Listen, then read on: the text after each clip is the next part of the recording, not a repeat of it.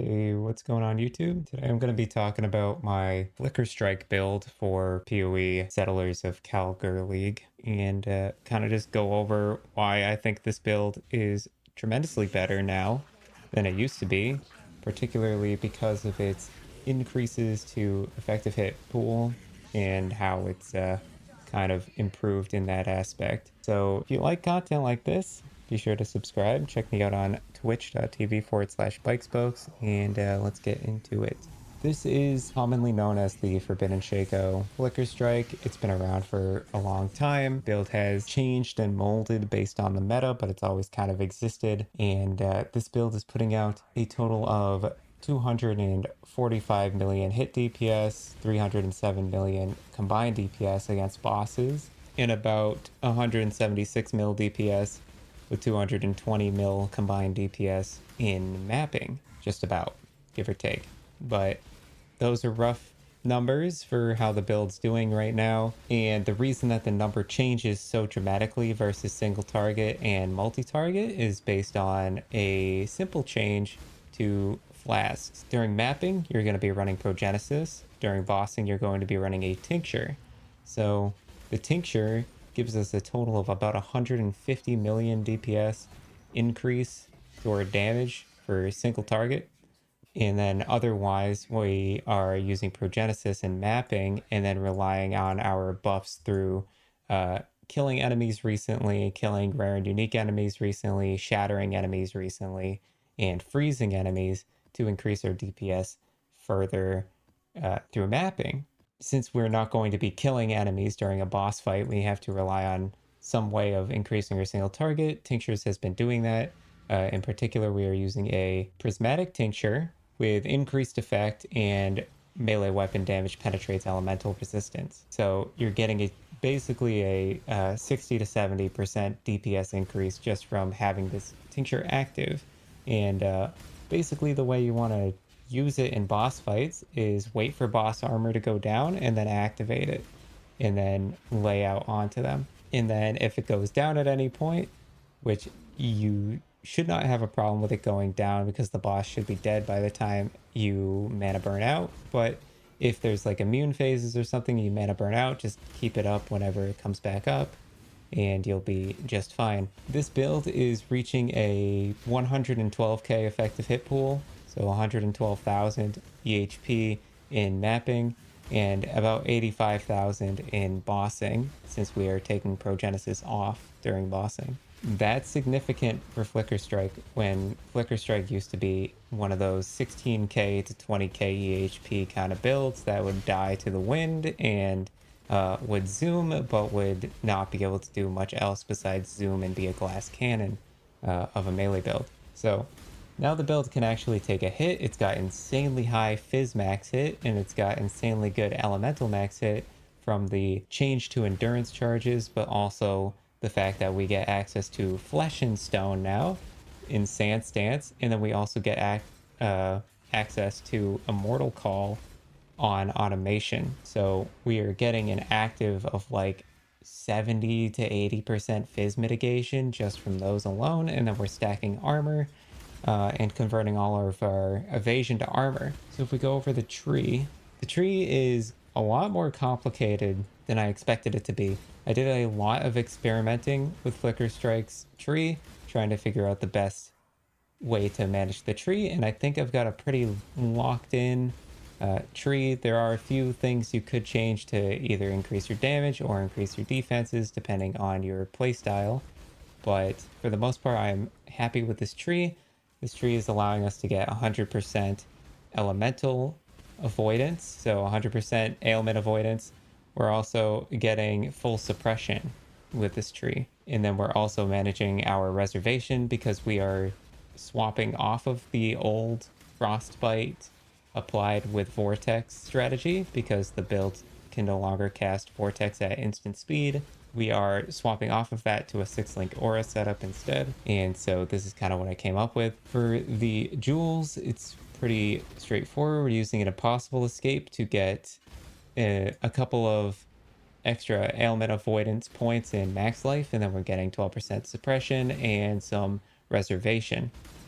These are kind of just filling out our crucial aspects and hitting our cap on ailment avoidance, suppression, and reservation. We're then running 3 large cluster jewels, 2 of which are martial prowess, fuel the fight, and feed the fury, and then 1 of which is a prismatic heart, blanketed snow, widespread destruction. That way we can get a ton of leech and attack speed, and then also we get a bit of cold penetration and elemental resistances and increased elemental damage to help overcap a little bit on resistances, since this build does struggle to resist cap. We're then taking a Watcher's Eye with precision, so increased attack speed, precision, and crit multi precision, and then some suppress on grace to fill out our suppression cap. We're not using hatred in the build because we are not fizz converting, so hatred doesn't really do anything for the build, so we are taking hatred out.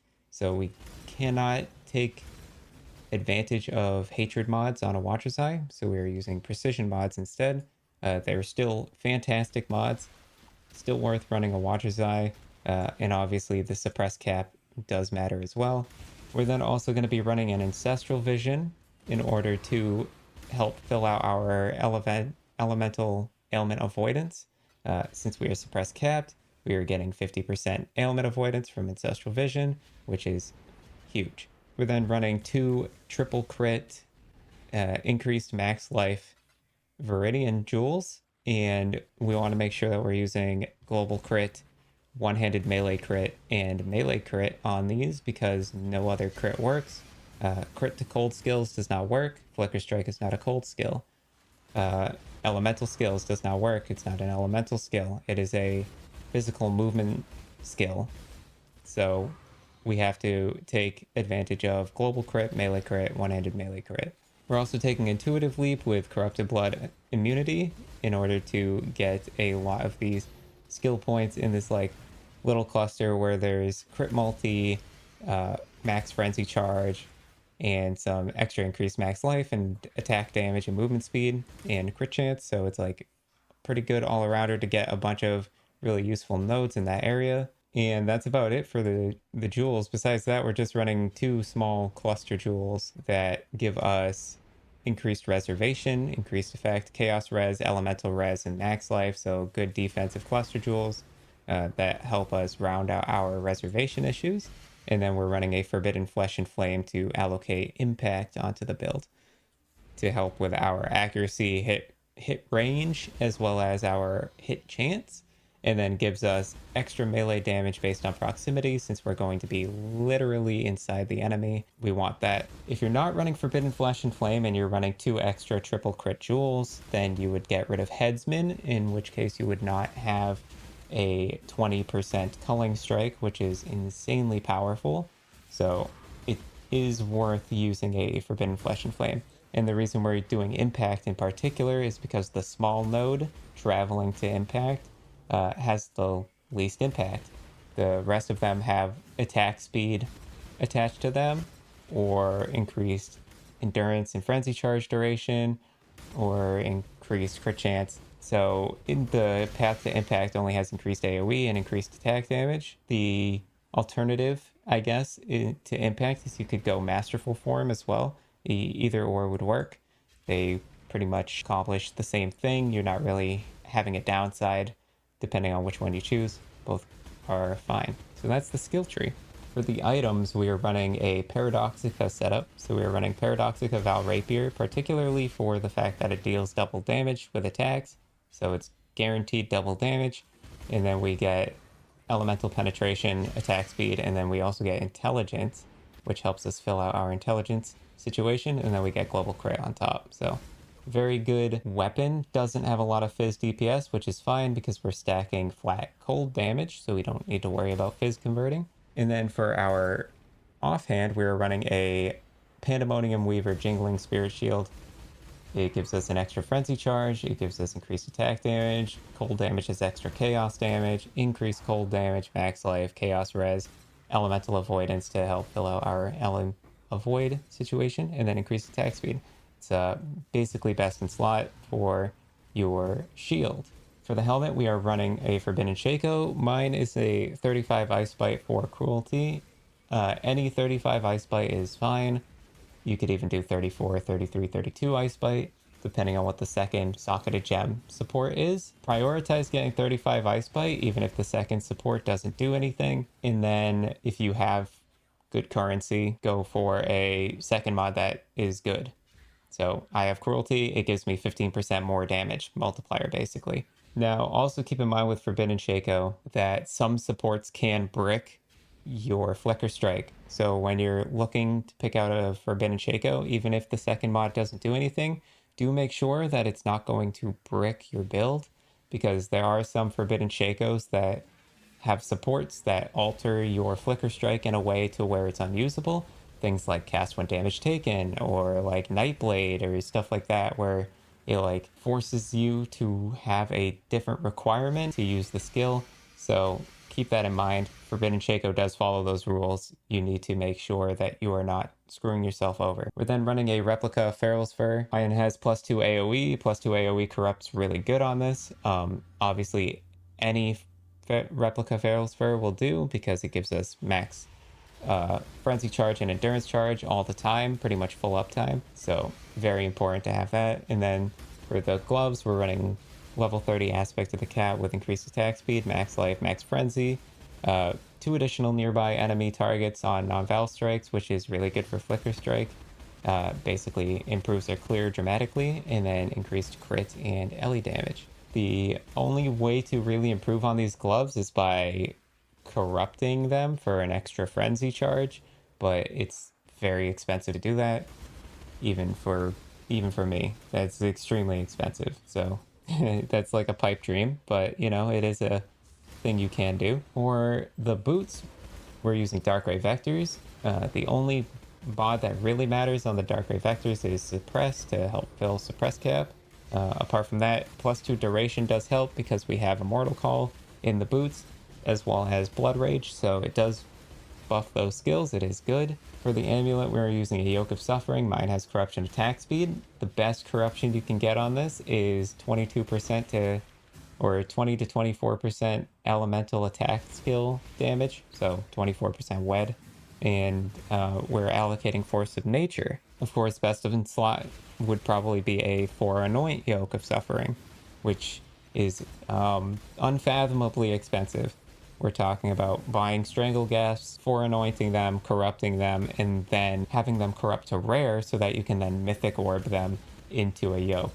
It's like ridiculous odds, very expensive, very hard to pull off, but doable. For the rings, we're using a Calandra's Touch as well as Rathnot Gold Ring. Rathnot is best in slot by far, hands down. You cannot really get any better than this. It gives us int requirement, fills our int requirement, gives us strength for extra HP, gives us max life, tier 1 max life, chaos res, tons of flat cold per frenzy. We're also getting an extra frenzy charge, extra crit multi.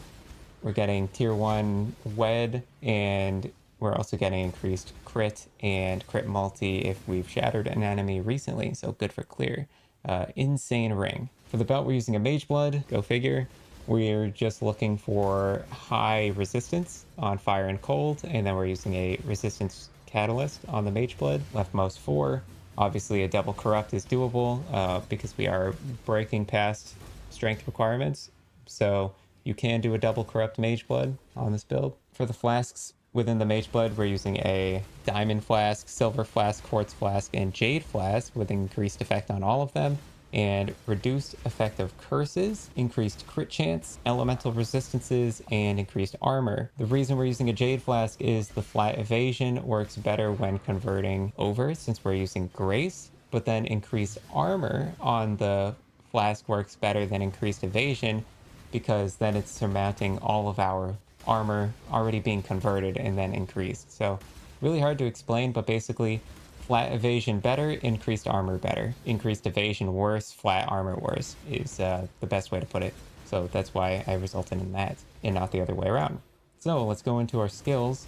Obviously we have aspect of the cat, but then we're also using, in our helmet, we're using Flicker Strike, Awaken Elemental Damage with attacks, Endurance Charge on melee stun, and Awaken Multi-Strike. Multi-Strike, LE damage with attacks are vital and necessary.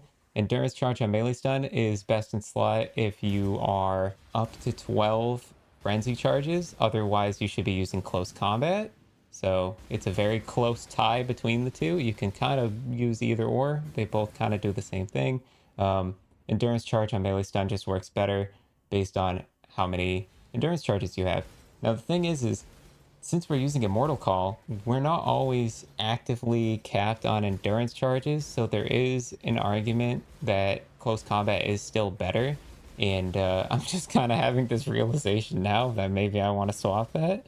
But yeah, cool. Anyways, moving on to our gloves. We have less duration socketed into our gloves just by itself. It's not linked to anything. The reason being we're reducing the amount of time it takes for aspects of the cat to swap between the both phases in order to refresh our charges more often. So that's why we have less duration in the gloves. We then have Berserk in the gloves. We almost never use Berserk.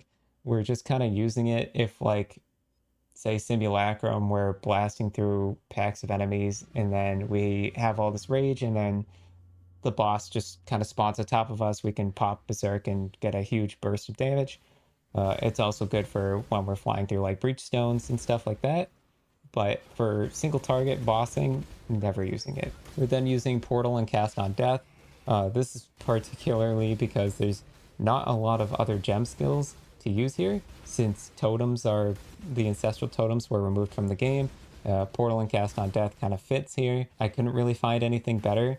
The only thing I could think of was like maybe Enhance attached to your Berserk, or Enhance attached to something somewhere. The problem is I noticed there was like some serious mana issues going on with some of the stuff, so Enhance was like kind of breaking that in some situations. Maybe you can attack shit to Assassin's Mark and move some things around, but yeah, this just felt comfortable. So Portal, Cast on Death, it's nice when you just randomly die in a map and can just like portal right back to where you were, so it is good quality of life. For the body armor, we are running a 6-link aura setup. We're running Precision, Flesh and Stone, Grace, Val Haste, and Herald of Ice. Val Haste is optional. It can be just regular haste. You do not need Val Haste. I suggest getting 21 haste instead of 21 Val Haste, or I suggest getting 21 haste instead of 20 Val Haste, if that makes sense. But if you can get 21 Val Haste, then go for 21 Val Haste. You want 21 Grace, 21 Herald of Ice. The quality does not matter on any of our auras. So 21 Flesh and Stone, and then Precision, we want level 9. You can, if you have an Enlighten 5, you can bump this up to about level maybe 11, 10 or 11. The thing is we're kind of crit capped without it. So Precision 9 just felt like the right break point. Any lower and you start going under crit cap. Any higher, and you're probably crit capping without having Assassin's Mark applied, which doesn't really matter because you're already wiping out magic and white enemies anyways. So level 9 Precision feels comfortable. In our shield, we are linking Frostblink with Unbound Ailments and Bone Chill. It's just some added extra damage and attached to our good travel skill. So when going into a boss fight, you want to Frostblink onto the boss first and then start going off in order to apply the Bone Chill debuff. Unfortunately, we can't use Leap Slam with this setup. I mean, I guess we kind of can, but Frostblink just feels fine. I mean, you almost never use Leap Slam when you're Flicker Striking anyways. I use Frostblink. I like it, but to each their own, honestly, when it comes to that. And in our weapon, our main hand, we are using Assassin's Mark, Life Tap, and Mark on Hit. We're using Life Tap because the mana cost on Assassin's Mark is ridiculous. And since we're leeching like crazy, the Life Tap is negligible. You just don't even notice it. And then in our boots, we have Blood Rage by itself, not attached to automation because you can accidentally kill yourself with it. And then also we have automation with Inspiration and Immortal Call. I'm using Inspiration to reduce the cost of Immortal Call. You can use Life Tap if you don't have access to Enlighten 5 in order to manage the situation with your unreserved mana, but do bear in mind that you will be hurting yourself. So turn off automation if you are just standing around doing nothing and not hitting enemies. If you're in a menu in a map or something, you will actually, like, your character will die. So do keep that in mind if you're using life tap. And that kind of wraps up the build. I'm having a blast with this build. It is zooming. It is dealing a lot of DPS. It is basically everything I'm looking for. Obviously, the EHP is still nothing spectacular, but it is the best I've ever seen a Flicker Strike build have. So thumbs up for that. Thumbs up for tinctures and against bossing.